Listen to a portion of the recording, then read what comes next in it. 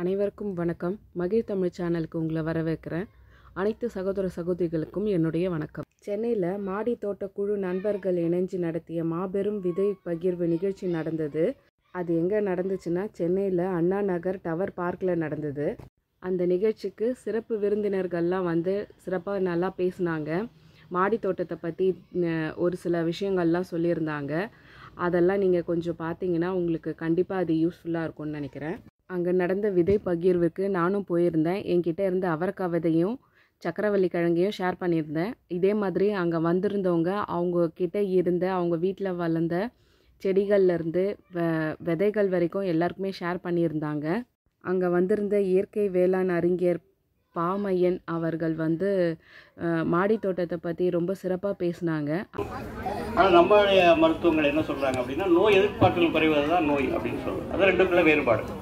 அந்த அடிப்படையில் இந்த மண்ணை வளப்படுத்துவது, மண்ணை புரிந்து கொள்வது ரொம்ப அடிப்படையானது. இப்போ மண்ணில் இருக்கக்கூடிய நுண்ணுயிர்கள் என்ன வேலை செய்யுது அப்படிங்கிற நம்ம தெரிஞ்சுக்கணும் எல்லாருமே.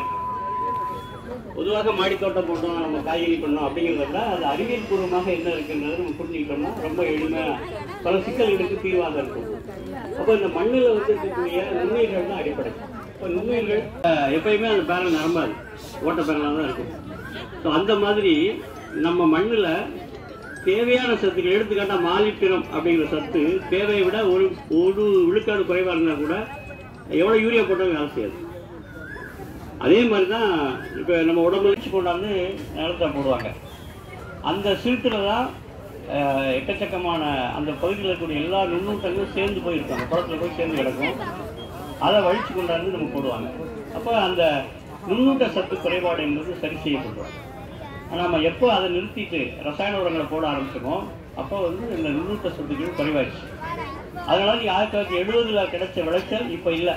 ஒரு ஏக்கரில் எவ்வளோ ரசாயன உரம் போடுறோமோ அதுக்கு இணையான விளைச்சல் பார்த்தீங்கன்னா குறைஞ்சிட்டே வந்துச்சு. இப்போ 1 கிலோ யூரியா போட்டு 2 கிலோ நெல் எடுக்கிறாங்கன்னு வச்சுக்கலாம், எடுத்துக்காட்டுன்னு சொல்கிறேன்.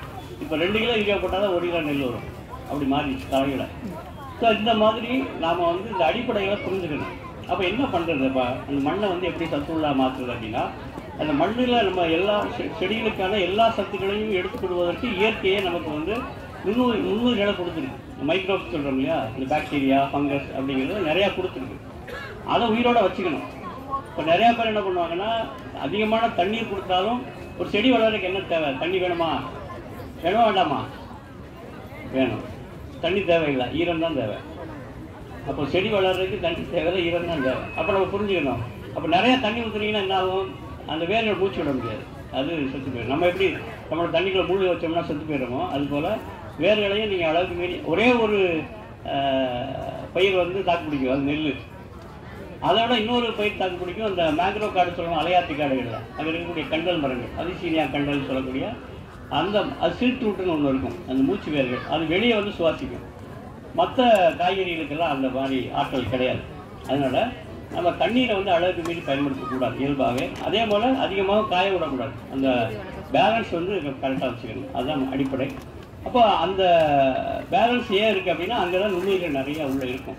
இப்போ நுண்ணுயிர்கள்னு எடுத்துக்கிட்டிங்கன்னா, இப்போ எடுத்துக்கிட்டால் அசோஸ்பைரிலம் அப்படின்னு சொல்ல முடியாது. இப்போ அந்த நுண்ணுயிர்களுடைய வேலை என்னன்னு புரிஞ்சுக்கிட்டிங்கன்னா, கடவுள் மாதிரி 3 வேலை செய்யணும். படைப்பு, காப்பு, அழிப்புன்னு சொல்ல முடியாது. படைத்தல், காத்தல், அழித்தல் சொல்ல முடியுங்களா? அந்த மாதிரி 3 வகையான வேலைகளை அந்த நுண்ணுயிர்கள் செய்யணும். இப்போ எடுத்துக்காட்டால், இப்போ செடிக்கு தேவையான சாப்பாடை எடுத்து கொடுக்குது. இப்போ அசோஸ்பைரிலம், பாஸ்டோபாக்டீரியா, அப்புறம் அசிடோபாக்டர், ரைசோபியம் அப்படின்னு சொல்கிற முடியும் நிறைய இப்போ கண்டுபிடிச்ச பாக்டீரியாக்கள். இது எல்லாம் பண்ணுதுன்னா தழைச்சத்தை எடுத்து கொடுக்குது. தழைச்சத்துங்கிறது நம்ம யூரியா மாதிரி. அப்புறம் பொட்டாசியம் சொல்கிற சாம்பல் சத்தை கொடுக்குது. பாஸ்பேட்டுங்கிற மணிச்சத்தை எடுத்து கொடுக்குது. இதெல்லாமே மண்ணிலேருந்து தரையாத நிலையிலேருந்து எடுத்து கொடுத்துட்டே இருக்குது. படைக்கிற தொழில், சமைச்சு கொடுக்குற மாதிரி அம்மா எப்படி சமைச்சு நமக்கு சாப்பாடு போடுறாங்களோ அதுபோல் சமைச்சு கொடுக்குற அந்த படைத்தல் தொழிலை பண்ணுது. இன்னொரு வேலை என்ன பண்ணுது அப்படின்னா, சில தீமை செய்யக்கூடிய, இப்போ நம்ம தேங்காய் பால் மோர் கரைசல் அல்லது வந்து பஞ்சகவ்யம் அப்படின்னு சொல்லிட்டு தெளிக்கிறோம் பார்த்தீங்களா, இந்த மோரை அடிப்படையாக கொண்ட கரைசல். அந்த மோரில் வந்து பெரும்பாலும் தயிர் மோரில் ஈஸ்ட் இருக்குது.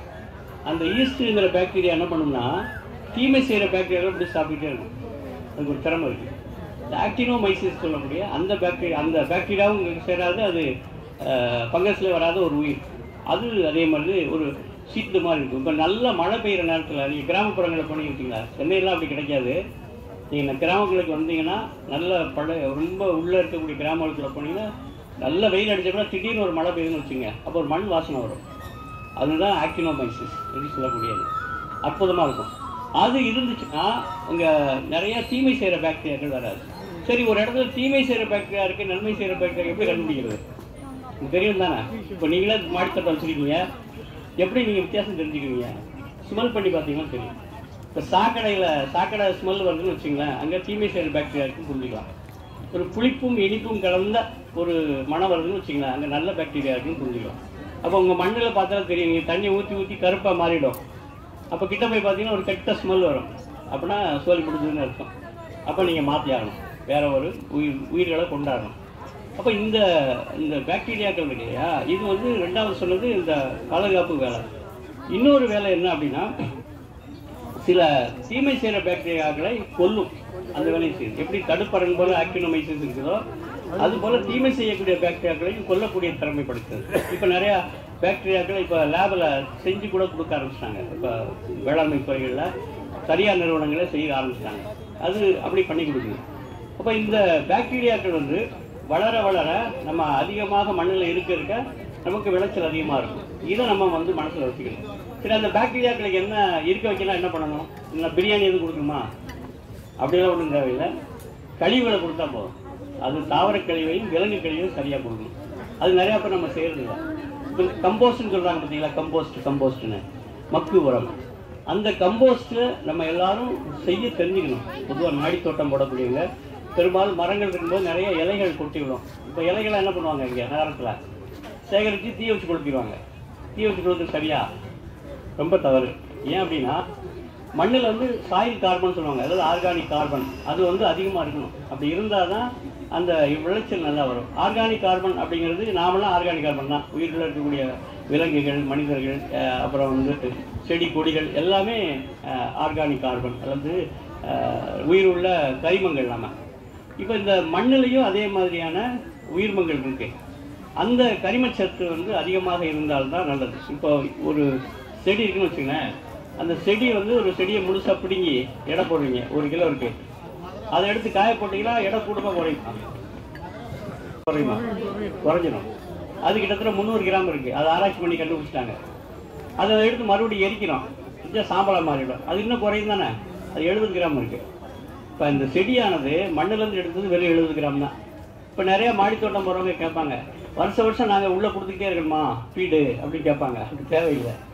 ஏன் அப்படின்னா அதில் வந்து 70 கிராம் தான் எடுத்துக்குது. இப்போ மிச்சப்பெல்லாம் என்ன எங்கேருந்து போச்சு, எங்கே போச்சு அப்படின்னா, நம்ம கொடுத்த தண்ணீரில் காற்றுலேருந்து எடுத்துக்கிட்டு அது தன்னை வளப்படுத்திக்குது. அப்போ அது எரிக்காமல் ஒரு செடியை முழுசாக மண்ணுக்கு கொடுத்தீங்கன்னா 10 மடங்கு தருவீங்க. இப்போ மண் எவ்வளோ வளமாகும் பாருங்கள். அப்போ இந்த மண்ணில் வந்து வளம் கூடிக்கிட்டே இருக்குது. அதுதான் இயற்கை வந்து நாமெல்லாம் வளர்றதுக்கு முன்னாடி, மனிதர்கள் தோன்றதுக்கு முன்னாடியே இந்த உலகத்தை வளப்படுத்திருக்கு. அதை நம்ம மறந்துட்டோம். வசதியாக மறந்துட்டு இப்போ நமக்கு அறிவு அதிகமாக இருக்கு இல்லையா, அதனால் நம்ம நிறைய வேலையை செய்கிறோம். இயற்கையிட்ட வந்து நம்ம அந்நியப்பட்டிருக்கோம். சரி, இது ஒரு பக்கம். சரி, இப்போ இந்த மண்ணில் வந்து கார்பன் அதிகப்படுத்துகிறோம், அப்புறம் நுண்ணுயிர்கள் அதிகப்படுத்துகிறோம், பூஞ்சானங்களை அதிகப்படுத்தும். பூஞ்சானங்கள் ரொம்ப முக்கியமானது. ஏன்னா பாக்டீரியாக்கள் செய்யாத வேலையை இந்த பூஞ்சானங்கள் செய்யுது. இது எப்படின்னா, ஒரு கட்டை இருக்குது, சின்ன குச்சி இருக்குன்னு வச்சிங்கன்னா, அதை பாக்டீரியாக்கள் சிதைக்க முடியாது, பூஞ்சானங்கள் தான் சிதைக்கும். அந்த பூஞ்சானங்கள் வந்து அமேசான் காடுகளை ஆராய்ச்சி பண்ணும்போது 120 கிலோமீட்டர் தூரம் போய் சாப்பாடு எடுத்துகிட்டு வந்து கண்டுபிடிச்சாங்க. அவ்வளோ ஒன்றோட ஒன்று தொடர்புடையது, அவ்வளோ ஒரு வலுவானது அந்த பூஞ்சானங்கள். இதே மாதிரி நமக்கு இந்த நுண்ணுயிர்கள் மண்ணில் அதிகமாக இருக்க தான் அந்த நமக்கு விளைச்சல் வந்து கிடைக்கும். இது முக்கியமானது. அதுக்கப்புறம் மண்ணை பொறுத்தளவில் மினரல் பார்ட்டுன்னு ஒன்று சொல்லுவோம். அதாவது எப்படி வந்து இந்த கரிம சத்துக்கள் இருக்குதோ அதுபோல் அந்த நுண்ணூட்டங்களை கொண்ட மினரல் பார்ட், இந்த தாதுப்பொருட்கள் அதிகம் சமமாக இருக்கணும். அது ரெண்டையும் சேர்த்துக்கிட்டால் தான் உங்களுக்கு இது சரியான ஒரு மண் கலவை நமக்கு கிடைக்கும். அந்த மண் கலவையை நம்ம வந்து பயன்படுத்திக்கணும். இதுதான் முக்கியமானது ஒன்று. அதுக்கப்புறம் எல்லாரும் நான் சொன்னது போல் அந்த மக்கு உரம் செய்ய தெரிஞ்சுக்கணும். அது ஒன்றும் இல்லை, சின்ன ஒரு பையில் கூட நீங்கள் செய்யலாம். வீட்டில் கிடைக்கிற அந்த இலைகள் தழைகள் கிடைக்கிறது, காய்கறி கழிவுகள், அதெல்லாம் ஒரு அடுக்கு போட்டுட்டு ஒரு அடுக்கு வந்து சாண கரைசல் போடணும். சாணம் உங்களுக்கு கிடைக்காது, நகரத்தில் இருக்கிறவங்களுக்கு பெரும்பாலும் சாணம் கிடைக்காது. அப்போ என்ன பண்ணுறது அப்படின்னா, சாண பொடி வாங்கிக்கலாம், பவுடர் வாங்கிக்கலாம். இல்லை அப்படின்னா நீங்கள் என்ன பண்ணால் அந்த ரெடிமேடாக சில லிக்விட் கிடைக்கும், அதாவது அதிகமாக நைட்ரஜன் இருக்கக்கூடிய லிக்விடு, அந்த இஎம் சொல்லுவாங்களே, எஃபெக்டிவ் மைக்ரோ ஆர்கானிசம், அந்த மாதிரி நிறையா கிடைக்கும். அதை எடுத்து நீங்கள் ஸ்ப்ரே பண்ணிவிட்டு ஒரு அடுக்கு மேலே போடலாம். அல்லது மண் இருக்குது பாருங்க, தோட்ட மண், அதை கொஞ்சம் போட்டுக்கலாம். ஒரு அடுக்காக போட்டுக்கிட்டே வந்தீங்கன்னா அது முழுக்க மக்கி நல்லா அது தேயிலை தூள் மாதிரி, இந்த டீ தூள் மாதிரி மாறிடும். அது உங்களுக்கு எப்பயுமே பயன்படும். உங்கள் வீட்டில் இருக்கக்கூடிய கழிவையும் நீங்கள் வந்து மக்கா மாற்றிக்கலாம். இது ஒரு நல்ல வேலை. அது சின்ன சின்ன பைகளே இப்போ அரசாங்கமே கொடுக்குறாங்க, அதை வாங்கி நீங்கள் பயன்படுத்திக்கலாம். அது ஒன்றாவது. அதுக்கப்புறம் சில ஸ்ப்ரே, சில தெளிப்புகளை நீங்கள் தெரிஞ்சு வச்சுக்கணும். தெளிப்புகளை 3ஆக பிரிச்சுக்கிறோம். ஒன்று ஊட்டக்கரைசல், இன்னொன்று வளர்ச்சி ஊட்டிகள், குரோத் ப்ரமோட்டர்னு சொல்லுவோம், அப்புறம் பூச்சி விரட்டிகள், பெஸ்ட் ரெப்பரன்ஸ் அப்படின்னு 3 பிரிவுகளாக பிரிச்சுக்கிறோம். இந்த ஊட்டக்கரைசல் பெரும்பாலும் மண்ணுக்கும் கொடுக்கணும், செடிக்கு மேலேயும் அடிச்சுக்கலாம். இந்த வளர்ச்சி ஊக்கிகள் செடி மேலே ஸ்ப்ரே பண்ணுறது மட்டும்தான் தேவை. அதுக்கப்புறம் பூச்சி விரட்டி ஸ்ப்ரே பண்ணுறது தான். இது 3 அடிப்படை. இப்போ இந்த முதல்ல ஊட்டக்கரைசல்கள் பெரும்பாலும் உங்களுக்கு தெரிஞ்சது தான். இந்த அமிர்தக்கரைசல் சொல்கிறவங்க சாணத்தை மட்டும் வச்சுக்கிட்டு செய்யக்கூடியது. சாணம் கிடைக்காதவங்க செயற்கை சாணம், தலைமை சாணம் பண்ணலாம். எப்படின்னா உங்கள் வீட்டில் நிறைய மரங்கள் இருந்துச்சுங்க, அந்த இலைகள்லாம் எடுத்து நல்லா துண்டு துண்டாக வெட்டி ஒரு தண்ணியில் போட்டு ஊற வச்சிக்கிட்டு 30 நாள் ஊற வச்சிங்கன்னா புடப்புடன்னு ஆகிடும். அதெல்லாம் பயோ டேங்குன்னு சொல்லுவோம். அது வந்து ஒரு குடும்பம் மாதிரி இருக்கும். அதை எடுத்து நீங்கள் பயன்படுத்திக்கலாம், சாணத்துக்கு மாற்றாக பயன்படுத்தலாம். அது மாதிரி செஞ்சுக்கலாம்.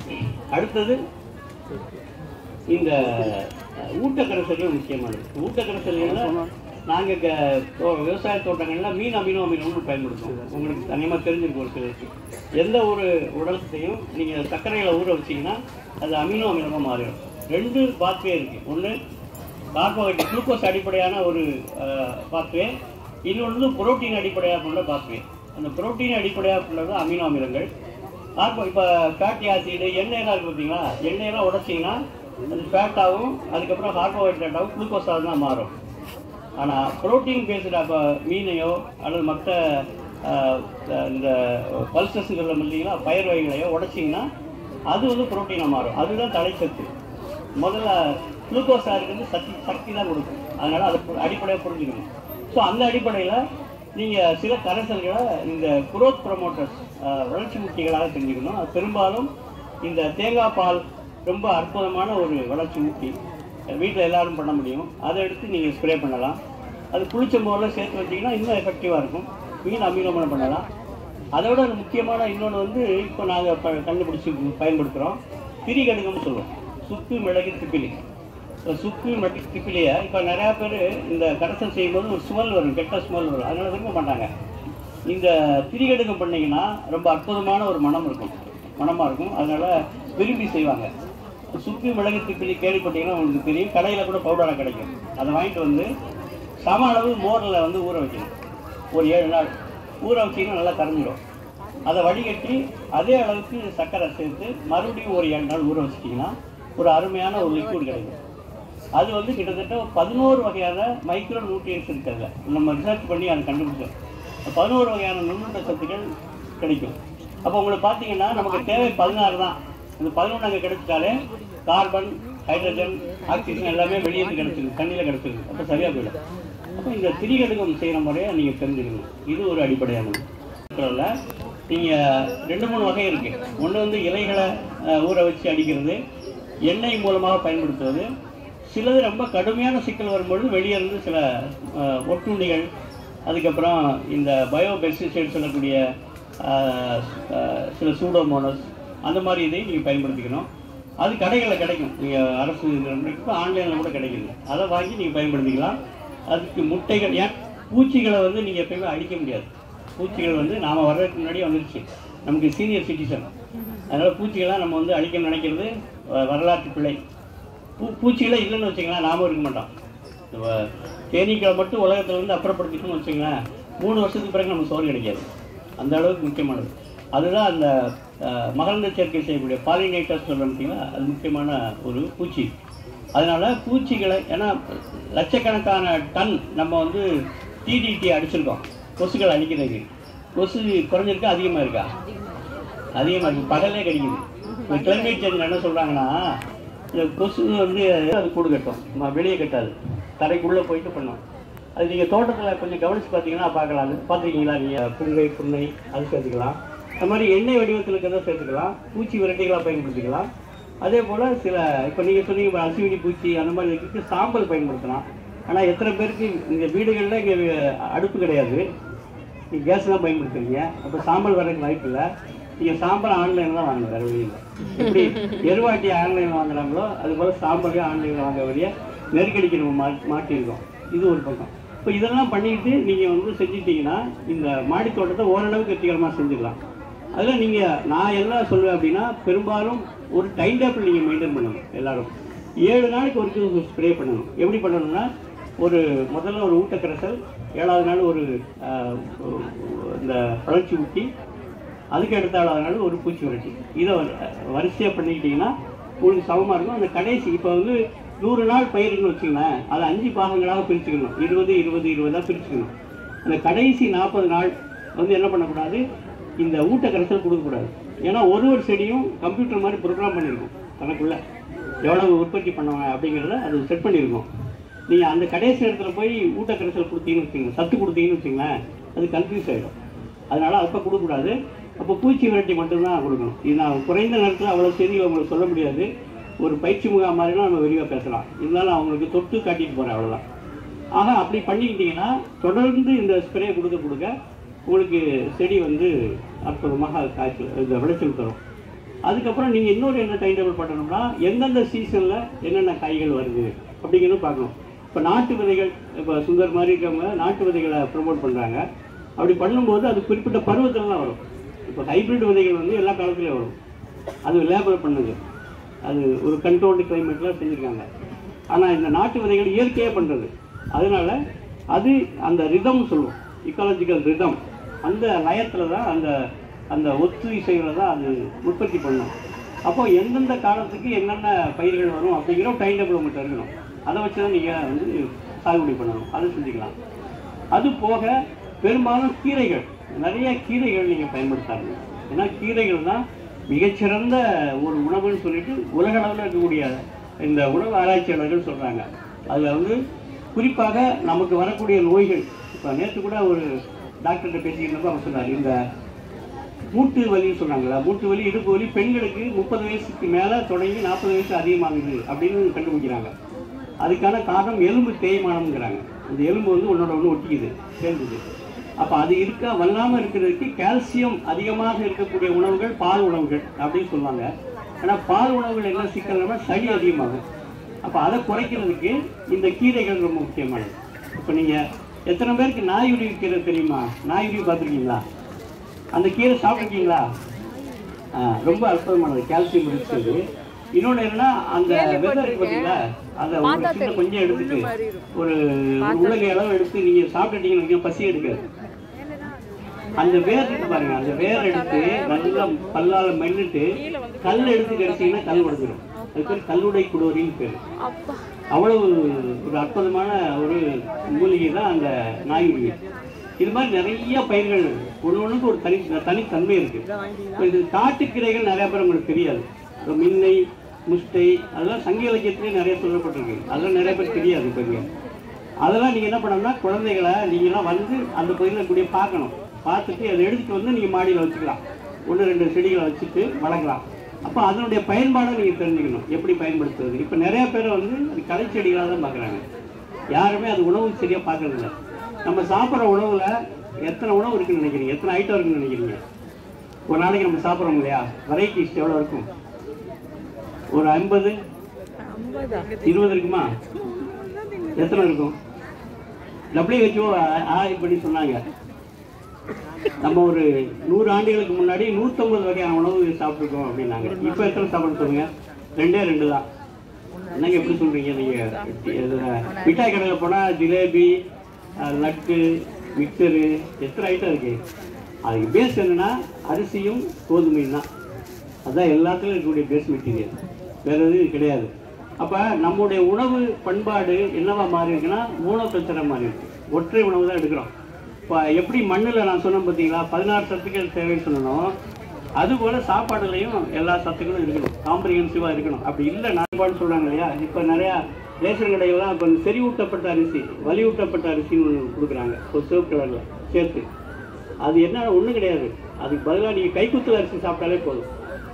இந்த தீட்டாத அரிசின்னு சொல்ல பாருங்க, கைக்குத்தல் இப்போ யாரும் பண்ணுறதில்ல, தோல் மட்டும் உரிச்சிட்டு அது சிவப்பாக இருக்கும் அரிசி, அது சாப்பிட்டாலே அந்த பிரச்சனை இருக்கும். எத்தனை பேர் வெயிலுக்கு போகிறோம்? நம்ம இன்றைக்காவது கொஞ்சம் பேர் வெயிலில் உட்காந்துருக்காங்க.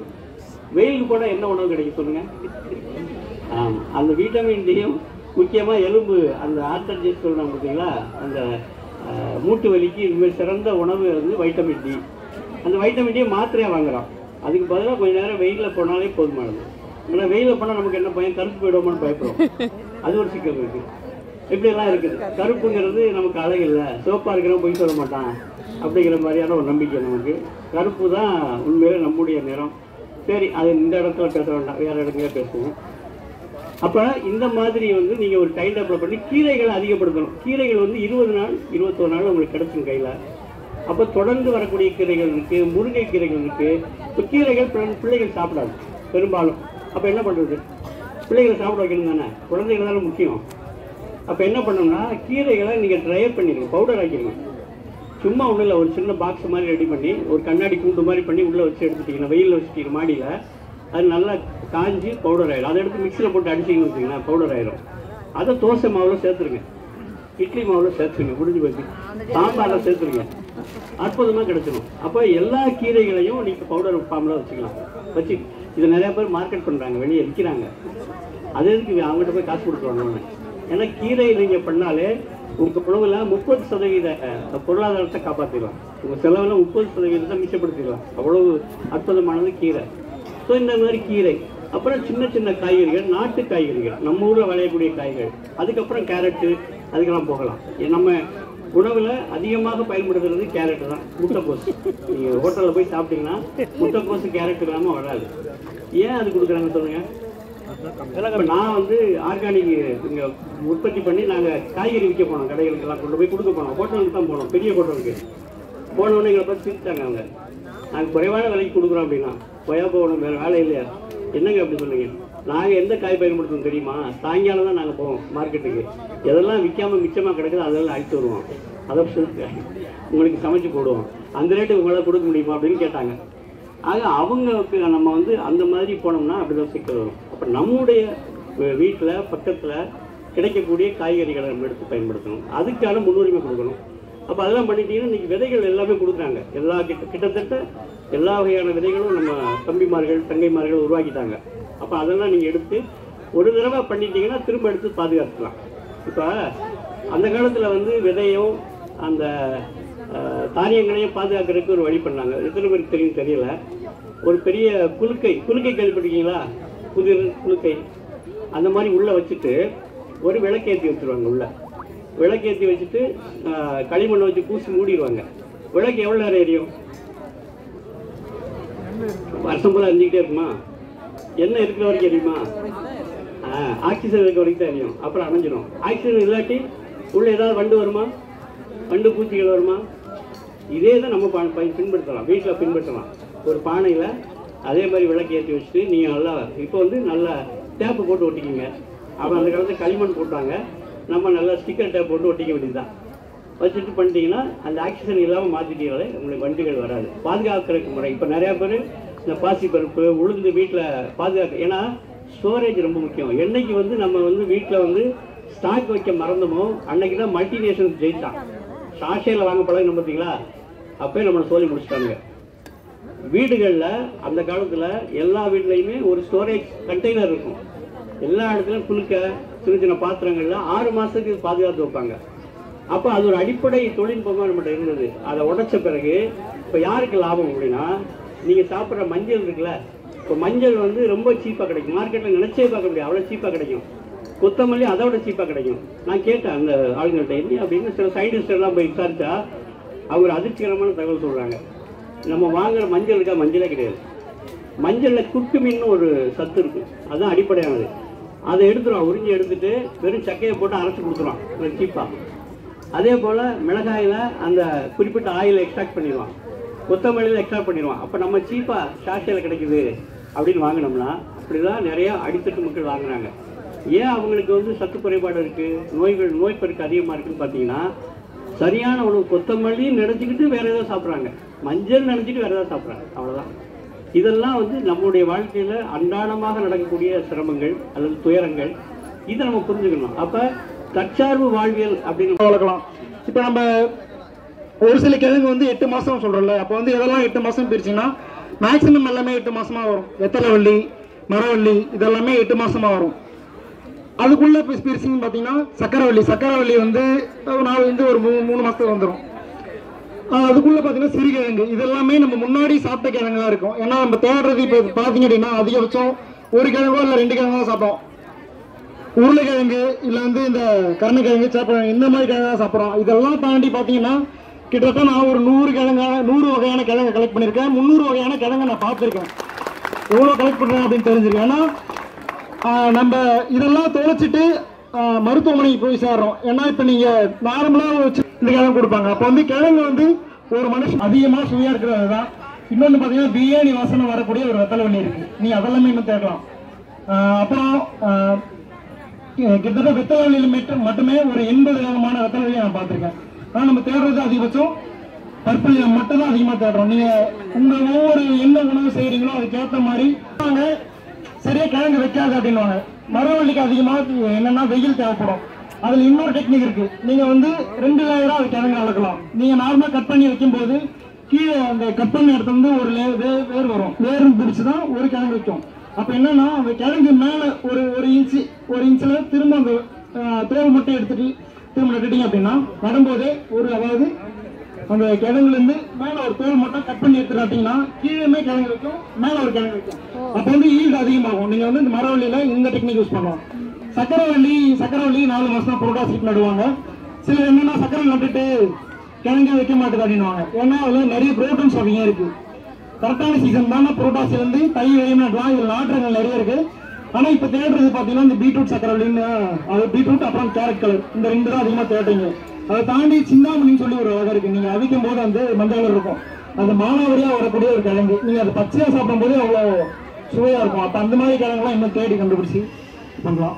சக்கரவள்ளியிலுமே நீங்கள் அதிகமாக ஈல்டு எடுக்கணும்னா சின்ன கட்டிங்காக வைக்காம ஒரு தொட்டி வைக்கிறீங்கன்னா தொட்டியிலே அந்த சுற்றி கிழங்கு, அதாவது இந்த ஒரு கொடி இருக்குன்னா ஃபுல்லாக சுற்றிட்டு அங்கங்கே மண் வச்சுன்னா எங்கெல்லாம் வேர் வைக்கிறதோ அங்கெல்லாம் வந்து கிழங்கு வைக்க ஆரம்பிக்கும். இந்த மாதிரி நிறைய டெக்னிக் இருக்குது. இதை பற்றி நல்லா தேடுங்க. விதைவிழுந்து முளைக்கும். அதாவது கிழங்கு நம்ம பொறுத்த வரைக்கும் விதைக்கிழங்கு வச்சா மட்டும்தான் விதைன்னு சொல்லுவோம். அப்படி இல்லாமல் கிழங்குல வந்து 3ஆக பிரிக்கலாம். அதாவது கிழங்கு, அப்புறம் வந்து விதை, அதுக்கப்புறம் பார்த்தீங்கன்னா குச்சி. எல்லாமே குச்சின்னா சக்கரவள்ளி, மரவள்ளி எல்லாமே குச்சி. விதை கிழங்குன்னு பார்த்தீங்கன்னா இக்காமான்னு சொல்லி ஒரு கிழங்கு இருக்குது, மெக்சிகன் டர்னிப். அது வந்து விதையா போட்டால் வரும். மாதாளி கிழங்குமே அதே தான். அதுவுமே விதை இருக்குது, விதை போட்டால் வரும். அப்படி இல்லைன்னா இப்போ வந்து பெருநன்னாரின்னு சொல்லி அதை ஹைபிரிட் பண்ணி வச்சிருக்காங்க. ஏன்னா அது பெருசாக டேஸ்ட் கொடுக்காது, அந்த ஸ்மெல்லும் கொடுக்காது. நீங்கள் வந்து மாதாளி கிழங்கு வாங்கி ஒரு ரூமில் வச்சு பூட்டிட்டு ஒரு 10 நிமிஷம் 20 நிமிஷம் ஓப்பன் பண்ணிங்கன்னா ஃபுல்லாக ஒரு ரூம் ஃபுல்லாக அந்த வாசம் இருக்கும். அது மேக்ஸிமம் இந்த பக்கம்னா இந்த கிழக்கு தொடர்ச்சி மலை இந்த பக்கம் வந்து அதிகமாக கிடைக்குது. செங்கம் இந்த பக்கம் கிடைக்குது. நீங்கள் வளர்க்கணும்னா பெருசாக இங்கே நம்ம ஏரியாவில் பெருசாக கிழங்கு வைக்காது. மலை சார்ந்த இடத்துல கிழங்கு வைக்கும். அதுலேயுமே நிறைய ஊறுகாய் செய்ய ஆரம்பிக்கிறாங்க. அது இல்லாமல் சர்பத் மாதிரி செஞ்சு கொடுக்க ஆரம்பிக்கிறாங்க. இது நம்முடைய லோகோ, சென்னை மாடித்தோட்ட நண்பர்கள் குழுவுடைய லோகோ, நம் குடும்ப லோகோ.